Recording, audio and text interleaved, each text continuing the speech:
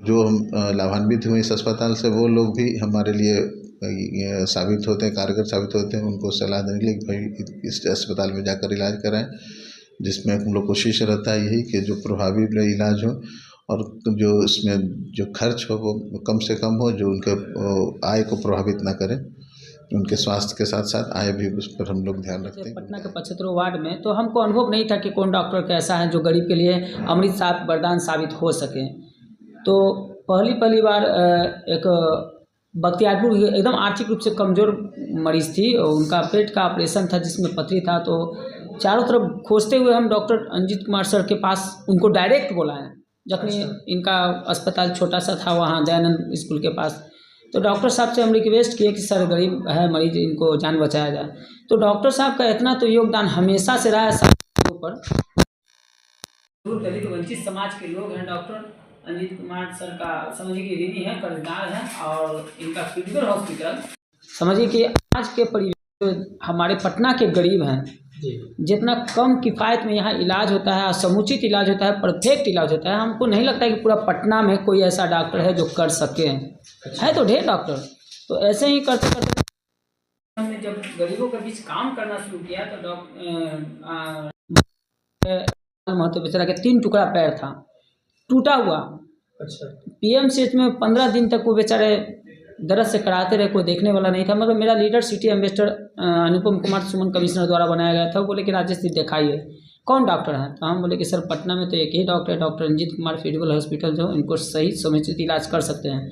कम दर में, किफ़ायत दर में उनको खड़ा करने का काम किए थे डॉक्टर साहब। यही नहीं, कई एक मरीज समझिए कि मर गया था, अंतिम सांस में था, पीएमसीएच से रेफर टू पीएमसीएच, पटना से करता है पीएमसीएच, मगर पीएमसीएच से हम डॉक्टर साहब के यहाँ रेफर किए हैं।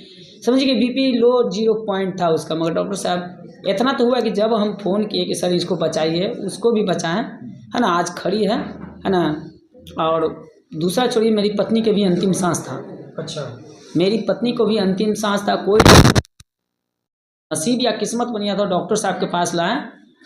और इनके हाथ में इतना जस्ट, तो हम जानते थे कि धरती पर कोई भगवान डायरेक्ट नहीं नज़र आता है, मगर डॉक्टर के रूप में कोई भगवान होता है। मेरी पत्नी को भी, हालांकि 1 यूनिट खून हमने दिया था, और इनका सफलता ऑपरेशन इलाज के बाद मेरी वाइफ बची हुई है। ऐसे अनेकों मरीज है पटना में।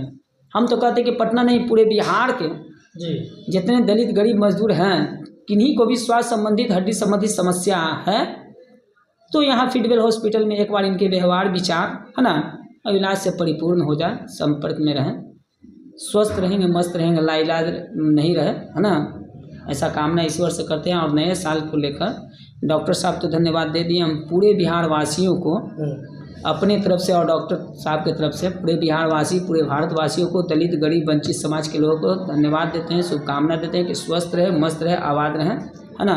मेरा नाम राजेश पासवान, मैं जनता दल यूनाइटेड के जिला के महासचिव हूँ, और मैं वंचित समाज के बीच हमेशा से लगा हुआ रहता हूँ। स्वास्थ्य से, आर्थिक से, सामाजिक से, न्याय से, हर स्तर से उनके बीच में सेवा प्रदान करता हूँ।